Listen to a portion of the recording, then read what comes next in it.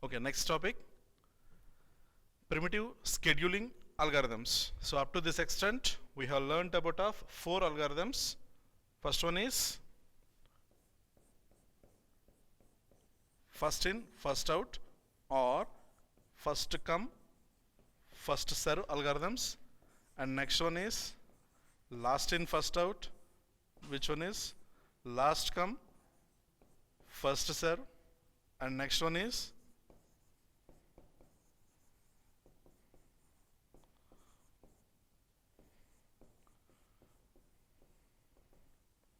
priority scheduling, and the last one is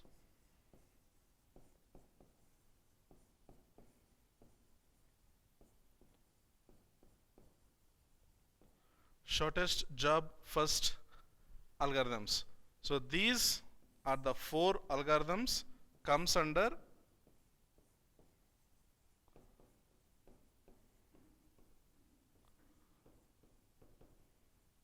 non-primitive scheduling algorithms. So we already learned about of this one. Now we are going to discuss about of primitive scheduling algorithms. In this, only the difference between primitive and non-primitive algorithms is whenever you are using any one of the non-primitive algorithms will never accept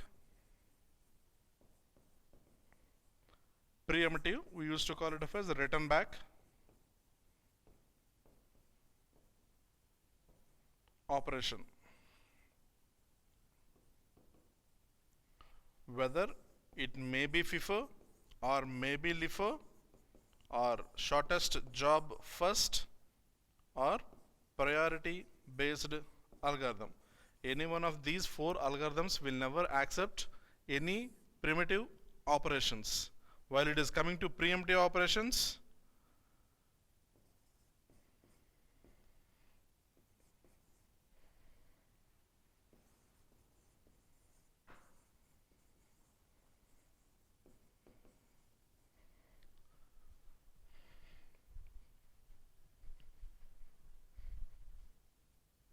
so previously we have learned about of first in, first out, last in, first out, shortest job first, and priority based algorithm. These are the 4 scheduling algorithms works under non-primitive approach.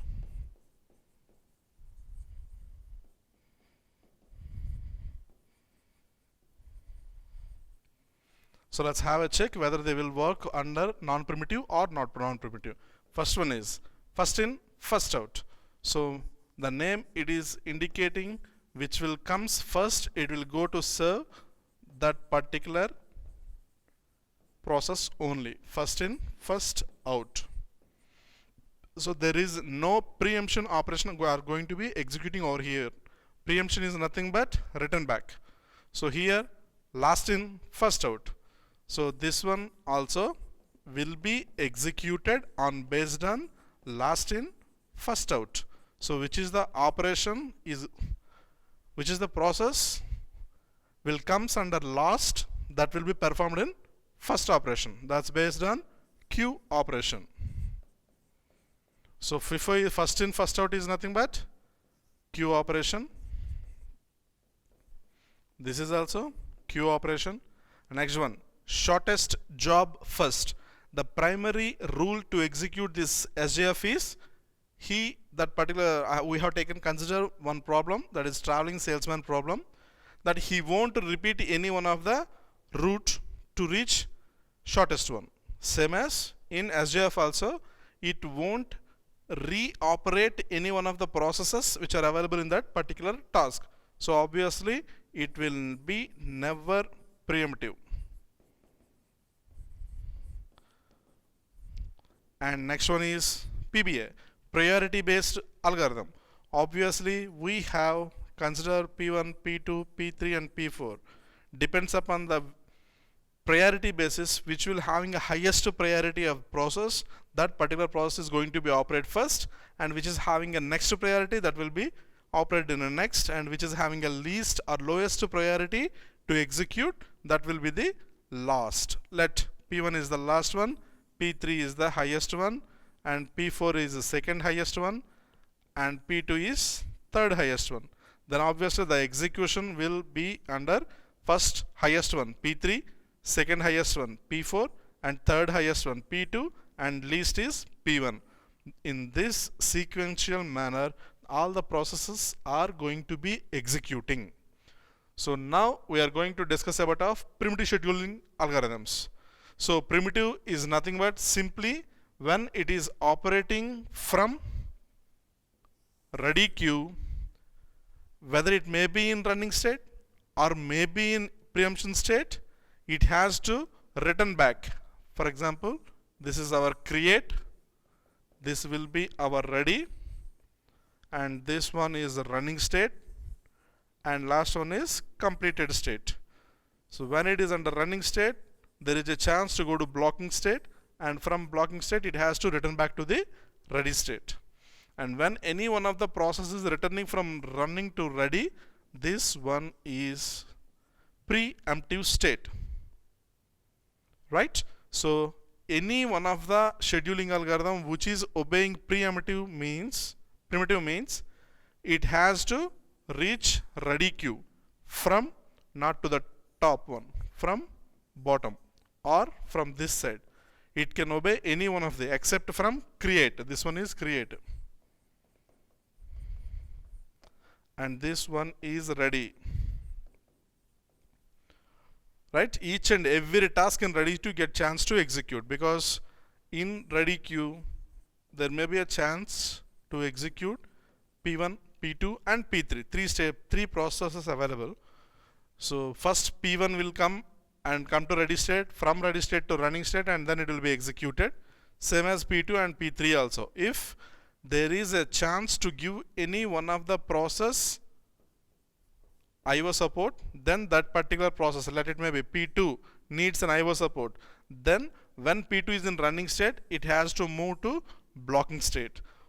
When we have completed IO support for P2, then P2 has to reach again back to ready state, but it is not moving directly from running to ready state, right?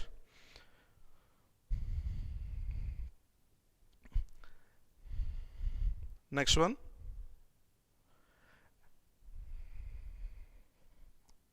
So this one is your create, this one is your ready, and next state is running state, and the last one is completed state.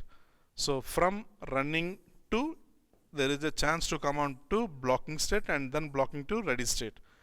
If any one of the statement or process is returning back from running to ready state, then we used to call that particular procedure to reach any one of the process from running state to ready state is known as preemptive state, right?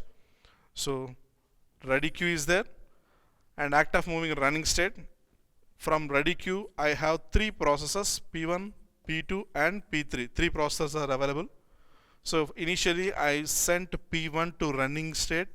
P1 doesn't need any IO support from the users, so obviously it has to finish the operation in P1 and it reaches completed state. And the second one, P2, I have sent P2 also. So P2 also doesn't need any IO support, so obviously the execution procedure will be completed at running state itself, and then it is going to be completed state. And let's come to the final state, P3. When it is coming to running state, P3 may have a chance to need IO support, input output support. Then obviously P3 will be returning back to blocking state, and here whatever it may be the support P3 needs from IO system, that support has to reach P3 in blocking state. Once it reaches the IO support, whether it may be input or it may be output support, then it has to travel from blocking state to ready state, and then it has to return back from ready to running state. The same thing it has been written over here itself. Initially we need a ready queue, and from ready queue it has to reach running state. Once running state is executed, accepted to execute, then it will completed. So P1 is completed, P2 is completed. While it is coming to P3, there is no chance of executing P3.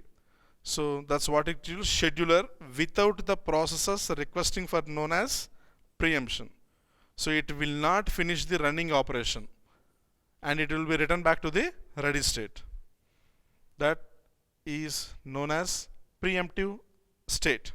So in this preemptive state we have two types of algorithms are available. First one is shortest job first or shortest remaining time.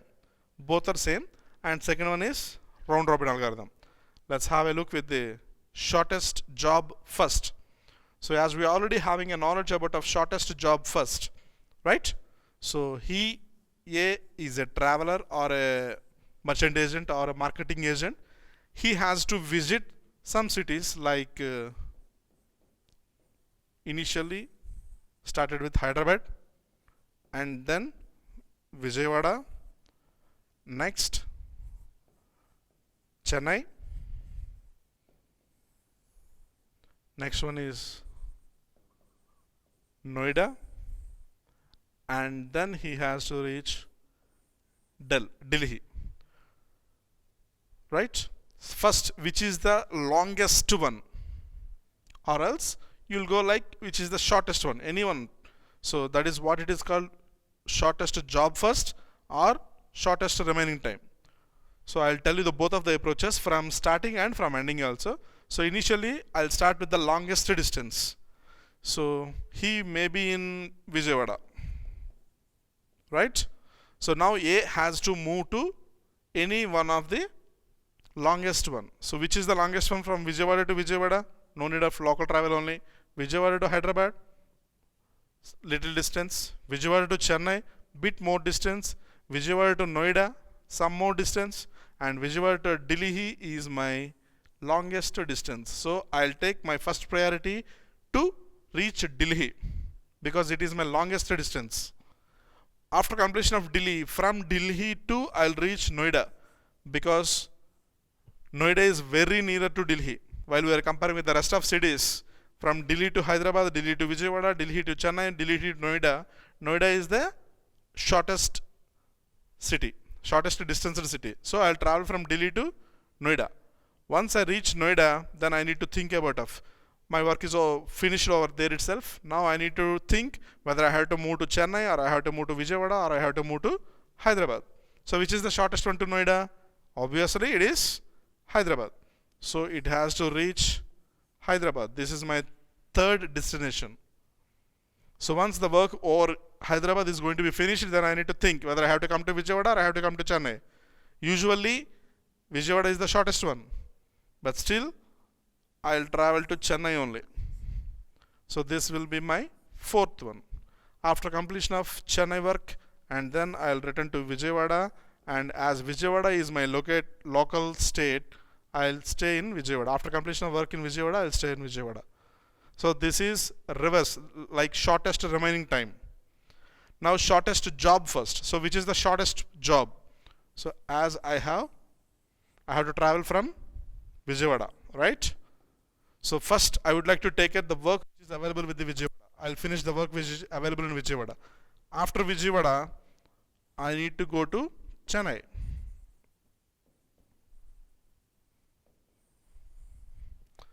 From Chennai to Hyderabad, and Hyderabad to Noida, and Noida to Delhi. And after completion of work in Delhi, I have to return back to Vijayawada. But the work which is available with Vijayawada is already going to be finished. So either you can do it from shortest length, or it maybe you can do for how much remaining time is available, right? So let's have a look into this. So this is preemptive scheduling algorithm. Let's have a look into this. So now I have three processes, that is one my P1, P2 and P3. Only 3 is na? No, fourth one is also available. So I have P4 also. So I would like to finish one task. Let it maybe T task Q. So Q is my task, right? For executing this particular task, I have to finish process 1, process 2, process 3 and process 4 also. Once it is completed, then the entire task of Q is going to be accomplished. So initially, so how much time P1 will take? 14 to 24 minus, that is 10. So 0 to 10 is my P1 distance. What about P2, P2, P2, P2? 4, 7. How much it is? 7 minus 4, 3. And over here itself, 2 minus 0, 2. 2 plus 3, 5. So 10 plus 5, 15. Right? And next P3 is 14 minus 7, that is 7. 7 plus 15, that is 22. And P4 is 4 minus 2, that is 2. 22 plus 2, 24. This will be my regular task without having any scheduling algorithms. I didn't apply any scheduling algorithms over here itself. Now I want to solve this task Q using this shortest job first algorithm.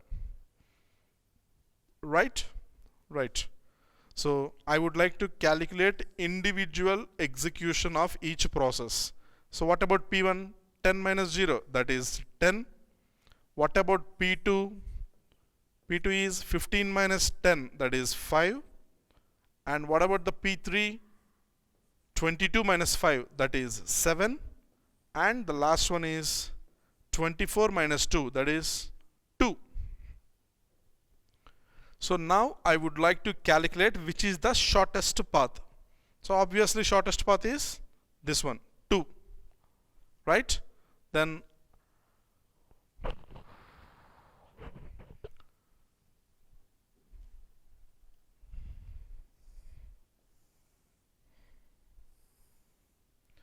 usually, which is the shortest one? 2. I have to start with P4. But unfortunately, process 2 having highest priority than P1, P3 and P4. So obviously I don't have any option. P2 has to start initially. Right? So started with P2. How much time P2 requires? P2, P2, P2. 5 seconds requires. So it is started with 0. There is a chance to get finished by 5 seconds. But when P2 is operating, one more priority task P4 came, which is having more priority than P1, P2 and P3. Right? Then immediately P2 stops execution at the time of 2 seconds. And then, which is the highest priority task? P4. So P4 will get the place to execute over here itself. So P4 will come for priority basis. How much time to need P4? P4, 2 seconds. So 2 plus 2, 4 seconds. So at the instant of 4, P4 completed its execution. Then no need to bother about of this P4 because the execution part of P4 is going to be finished. Now we have P2, P1, P3. But while we are comparing with P1 and P3, P2 having more priority than P1 and P3. And P2 already initiated over here itself. It has been completed 2 seconds. But the original time it is required to finish P2 is 5 seconds. So 5 minus 2, one more, 3 seconds are available. So that is 4 plus 3, 7. And here process 2 only will continue the process. Once P2 will completed, then I would like to take comparison between P1 and P2.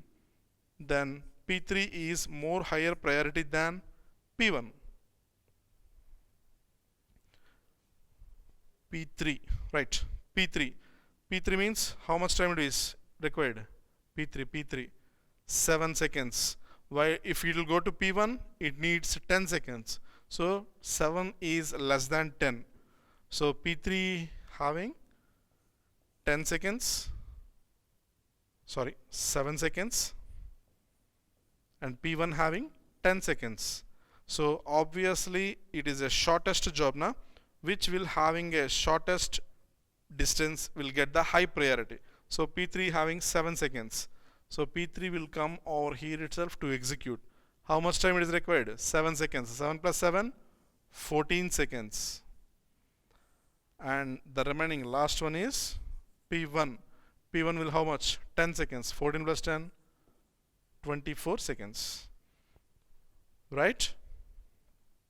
So please once again, I have 4 processes, P1, P2, P3 and P4. The execution time of P1 is 10 seconds and execution time of P2 is 5 seconds. Execution time of P3 is 7 seconds, and while it is coming for P4, that is 2 seconds. Actually, if it is working under only SJF scheduling basis, it has to take the first priority will goes to P4. This will becomes first. But unfortunately, when it is coming to comparison of priority basis, P2 having more priority than P4. So started with P2. So once P2 is going to be executing, after getting some time, P4 will come, and P4 needs only 2 seconds. So within 2 seconds time, it has to finish its operation within 2 seconds. Once it is completed, then which is the pending process? P2 having only 2 seconds time completed, but actually P2 needs 5 seconds. 5 minus 2, so it needs one more 3 seconds. So now 3 plus 2, 5 seconds. P2 5 seconds, right? So once it is executed, then P3 and P1 is available. P3 needs 7 seconds, P1 needs 10 seconds. Which is the shortest one? P3 will be the shortest one. So P3 will come 7 plus 7, 14, right? And the last one is P1, which needs 10 seconds. And why we went for P1 is P1 doesn't need any support. Thank you.